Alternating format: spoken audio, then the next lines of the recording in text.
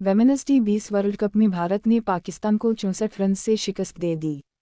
Birmingham में खेले गए मैच में 171 रन्स का ताक़ब करते हुए पाकिस्तान की टीम 17 ओवर्स में 106 रन्स बनाकर आउट हो गई।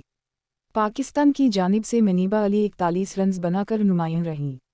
आलिया रियाज 18, आयशा जफर 12, गुलफरोजा 12, नतालिया परवेज 7, नाशिरा सिंधु 4, रामीन शमीम 4, सायरा जबीन 2 जबकि तसमी रबाब और कप्तान फातिमा सना बगैर कोई रन बनाए आउट हुई।